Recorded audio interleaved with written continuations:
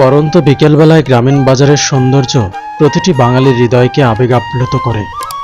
সন্ধ্যাবেলায় জমে ওঠে মুচমুচে তেলেভাজা আর গ্রামের সহজ সরল মানুষের হাসি ঠাট্টায় প্রতিটি বাজারের হোটেলগুলো।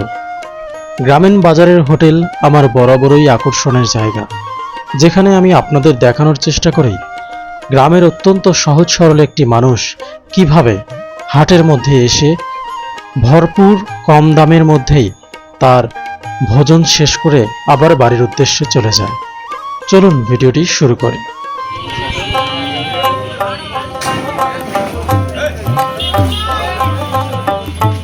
নব্বই দশকে আমি জন্মাইনি, তবে মনটা বরাবরই আমার 90 দশকের।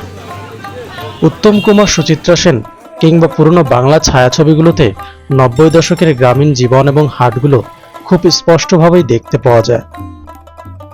প্রযুক্তির এই হলো বিশেষ এক অবদান, যেখানে বিভিন্ন যুগকে আমরা বন্দি করে রাখতে পারি আমাদের ক্যামেরায়। বন্ধুরা, আজকে আমরা চলে এসেছি উত্তরবঙ্গের শাকসবজির জন্য বিখ্যাত একটি হাট, পালিচরা হাটে। প্রায় প্রতিদিনই জমজমাট থাকে গ্রামীণ এই পালিচরা হাট। শাকসবজির জন্য বিখ্যাত এই হাটটি ভোর থেকে শুরু হয় এখানে শাকসবজি কেনাবেচা।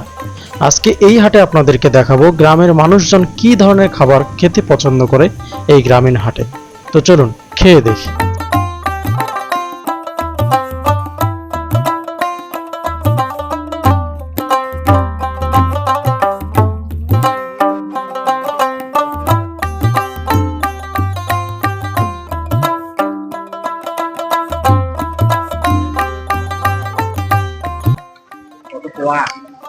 আসসালামু আলাইকুম দর্শক, তো আমরা এই মুহূর্তে আছি কিন্তু পালিচরা হাটের মধ্যে। আর পালিচরা হাটে আপনার হচ্ছে একদম হাটের ভিতরেই একটা খুব সুন্দর গ্রামীণ একটা মুখরোচক খাবারের দোকান আছে, একদম বাজারের ভিতরে। এখানে আপনার হচ্ছে 6টা পেঁয়াজও 10 টাকাতে বিক্রি করা হয়। 6টা পেঁয়াজও 10 টাকা। আপনার হচ্ছে চপগুলো হচ্ছে আপনার 5 টাকা করে।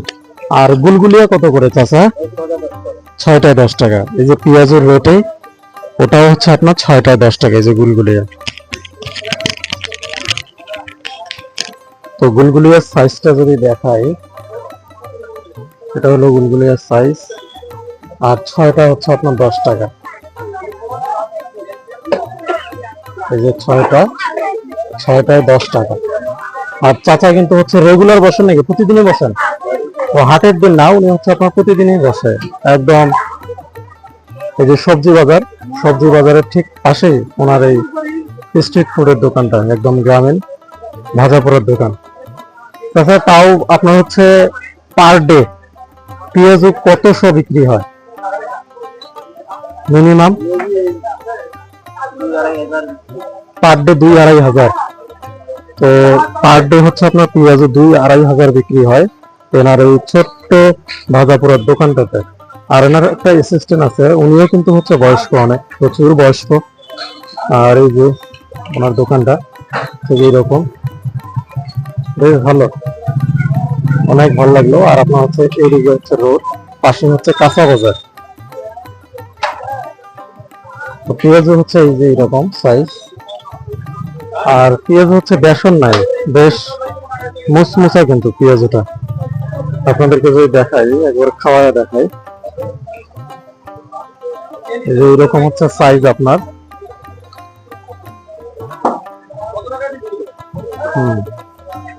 বেসন নাই, শুধু পেঁয়াজ আছে, রসুন আছে, এগুলো দিয়ে হালকা আর কি মুচমুচা। তো এইরকম 6টা পেঁয়াজ হচ্ছে আপনার 10 টাকা। আর এই যে গুলগুলিয়া আপনার হচ্ছে 6টায় 10 টাকা। এই 6টায় 10 টাকা। আর ওই চপ হচ্ছে আপনার 5 টাকা করে। এটা হচ্ছে ধনিয়ার চপ না চাচা? কলমি শাকের? এটা হচ্ছে কলমি শাকের চপ আর কি। এই সময় ধনিয়া নাই, বেশ ভালোই। দোকানটা পাশেই। কলমি শাক দিয়া প্রথম খাচ্ছি।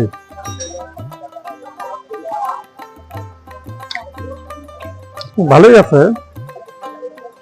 খারাপ না, গরম অবস্থায় ভালো লাগবে। আপনার হচ্ছে ঠান্ডা হয়ে গেলে ভাজা পোড়াগুলো ভালো লাগে না। বেশ পর্যাপ্ত পরিমাণে কলমি শাক আছে ভিতরে।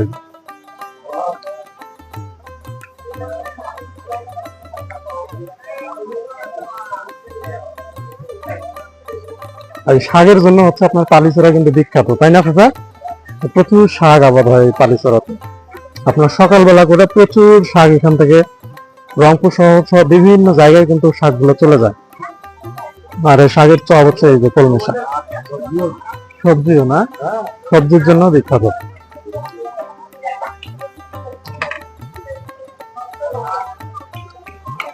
তো সন্ধ্যা থেকে আর কি ব্যবসা বাণিজ্যটা শুরু হয় এখানে, অনেকে আসে, বেশ মজা।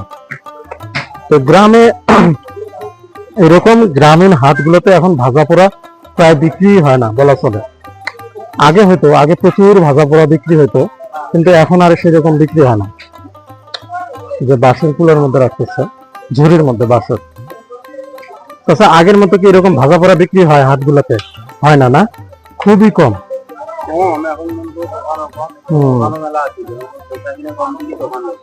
আর আমার হচ্ছে যত দিন যাচ্ছে এই ভাজা পোড়ার এইরকম দোকানগুলো কিন্তু উঠে যাচ্ছে, তাই না? এখন আগে কিন্তু গ্রামগঞ্জ গুলোতে এগুলো দোকানগুলো দেখা যাইতো, কিন্তু ইদানিং হাট বাজার গুলোতে কিন্তু একদমই দেখা যায় না। আপনার হচ্ছে এগুলো এতটাই ছোট যে 10টা খেলেও কিছুই হবে না, কিন্তু মুচমুচা অনেক, বেশ মজা। তো এই যে সামনে হচ্ছে কেশবপুর পালিচরা সরকারি প্রাথমিক বিদ্যালয়, তার অপোজিটে হচ্ছে মামার এই যে পুরি সিঙ্গারার দোকান। একদম প্রত্যন্ত গ্রামগঞ্জের মানুষ যারা হাটে আসে তারাই মূলত খাওয়া দাওয়া করে এই হোটেলগুলোতে। তো হচ্ছে এই হোটেলগুলোতে ভাতও বিক্রি করেন নাকি? মামা হচ্ছে ভাতও বিক্রি করে। আবার এই যে নাস্তার যেগুলো আইটেম সন্ধ্যাবেলায় এই যে দেখাই, এই যে পুলি, গুলগুলিয়া, সিঙ্গারা, পেঁয়াজি, চা, পরোটা, এগুলো সব কিন্তু বিক্রি করে ওনারা। তো উনি নামাজে যাবে, আমরা তার আগে একটু নাই। তো আপনারা অনেকেই আবার হাইজেনিং এর বিষয়টা বলেন যে গ্রামের এই যে হোটেলগুলোতে নাকি হাইজেনিক মেনটেন হয় না, কিন্তু গ্রামেগঞ্জের মানুষ সবসময় পরিষ্কার খাওয়ারই চেষ্টা করে, যদিও ডেকোরেশন সেরকম একটা 5 স্টার হোটেলের মতো এগুলো না। কি মামা, তাই না? হাইজেনিক কি মেনটেন হয় না এখানে? পরিষ্কার পরিচ্ছন্নতা চেষ্টা করে, তাই না? আর হচ্ছে আপনার গ্রামের হোটেলগুলোর মতো এরকমই। বা আমাদের যে আমাদের গ্রামগঞ্জ থেকে বিভিন্ন শহরে চলে যায়, তারা কিন্তু মূলত গ্রামে আসলে এরকম হোটেলগুলোতে খাইতে পছন্দ করি, কারণ আমাদের গ্রামগঞ্জের এগুলো ঐতিহ্য। দেখা যাচ্ছে একটা সময় এই ঐতিহ্যগুলো একটা সময় থাকবে না, আধুনিকতার ছোঁয়ায় এই যে আমাদের গ্রামগঞ্জের মাটি ও মানুষের এই যে হোটেলগুলা, এগুলাই এক সময় কিন্তু বিলুপ্ত হয়ে যাবে। তো এখানে কিন্তু হচ্ছে ওনারা দুপুরবেলা ভাতের আইটেমও রাখছেন, কিন্তু আমরা সন্ধ্যাবেলা চলে আসছি আজানের টাইম, তো আমরা নাস্তাই করব, যা আছে তাই খাবো। আর আপনাদেরকে একটু দেখানোর চেষ্টা করবো।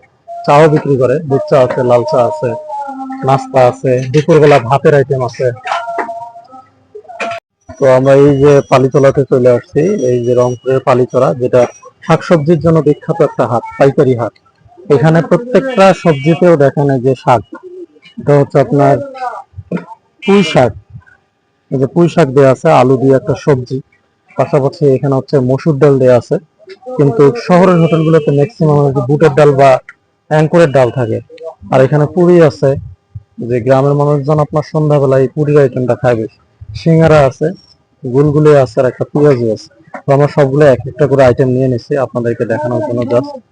আর এই যে সবজিটা কিন্তু প্রচুর মজা হয় এই হোটেলগুলোতে, বুঝছেন? এই যে দেখেন অলরেডি কিন্তু অনেক মানুষজন, যে গ্রামের বাচ্চারা আসে, ওনারা চা খায়, আর আপনার হচ্ছে এই নাস্তাগুলো খায় আর কি।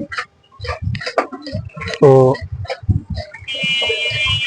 তো হাইজেনিকের বিষয়টা অনেকেই কিন্তু কমেন্টস করেন যে ভাই এগুলোতে নাকি হাইজেন মেনটেন করা হয় না।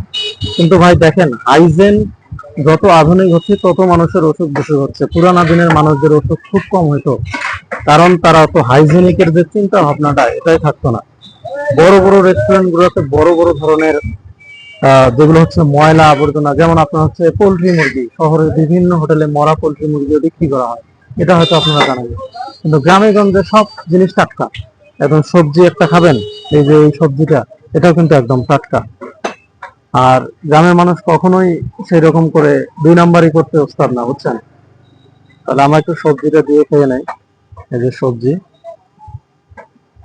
আলু আর পুঁই শাক। হুম,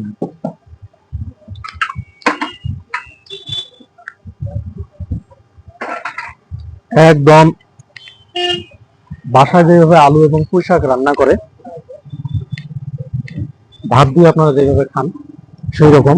অতিরিক্ত হলুদ নাই, অতিরিক্ত মরিচ নাই, কিন্তু আলুর সঙ্গে পুঁই শাকটা বেশ ভালো লাগতেছে।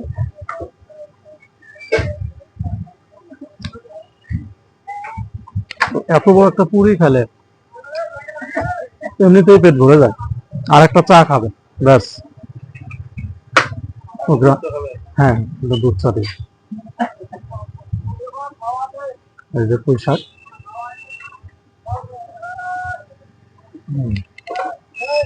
পুরিটা দিয়ে পুঁই শাকটা বেশ মজা লাগছে। একটু ডালটা নিয়ে নেই। এটা হচ্ছে কিন্তু মসুর ডাল, বেশ ঘন মসুর ডাল, একদম পাতলা না কিন্তু, একদমই ঘন। এইভাবে চুবায়া খাবেন।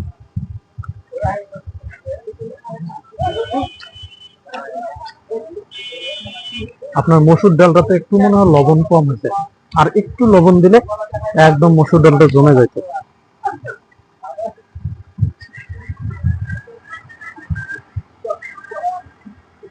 রসুন দিছে,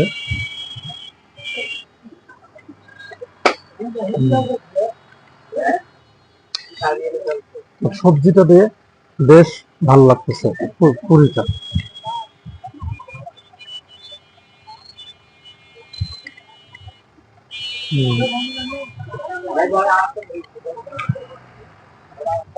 সবজিটা বেশ মজা হয়েছে।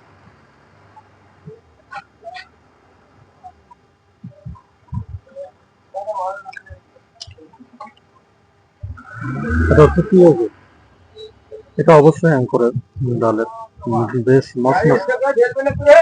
দেখেন বেসন কিন্তু বেশি একটা নাই।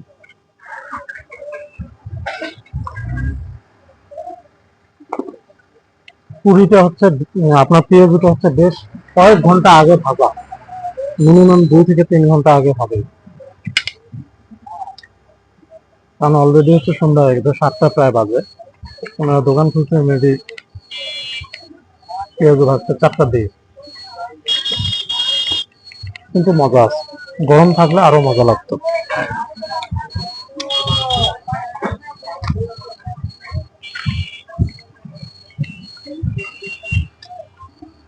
এটা হচ্ছে আপনার গুলগুলিয়া। গুলগুলিয়াটা কি কি দিয়ে বানায় মামা? এটাই মূলত কি দিয়ে বানায়? হুম, আর এটা কি বেসন? ময়দা না? ময়দা দিয়ে বানায়, কালো জিরাও দেওয়া হয়। কালো জিরা আছে, গুঁড়ো হয় বা চিনিও হয়। উপরটা বেশ মচমচে আর ভেতরটা এরকম ময়দা। এগুলো ছোটবেলা খুব থাকো মানুষজন, কিন্তু বড় হওয়ার সঙ্গে সঙ্গে কিন্তু এই জিনিসগুলোর প্রতি চাহিদা কমে যায়, কারণ গ্যাসের জিনিস বেশি একটা খাইতে ভালো লাগে না। এটা একটু আপনার ডাল দিয়ে চুবাইয়া খাইতে পারেন। ডালের মধ্যে চুবাইলাম,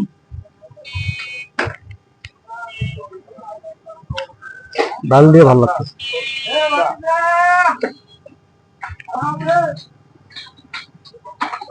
এগুলো ছোটবেলায় খুব ভালো লাগতো, এই যে গুলগুলিয়া। হাটের মধ্যে আসলেই নানা দাদা এনাদেরকে ধরতাম এগুলো খাওয়ার জন্য, কিন্তু যত বড় হইতেছে এই গুলগুলিয়া আর ভালো লাগে না। গ্যাসের জিনিস তো, কিন্তু গ্রামের হাটগুলোতে এখনো এগুলো পাওয়া যায়।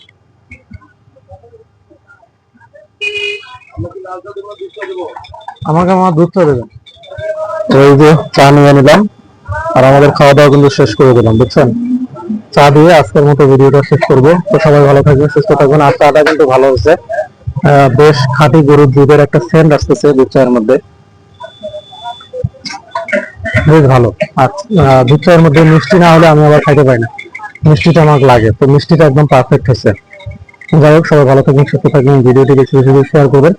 আর কে কোথা থেকে দেখতেছেন অবশ্যই কমেন্টস করবেন। তো পরবর্তী গ্রামীণ হাট বাজারের খাবারের ভিডিও দেখতে চ্যানেলটি সাবস্ক্রাইব করবেন। আল্লাহ হাফেজ।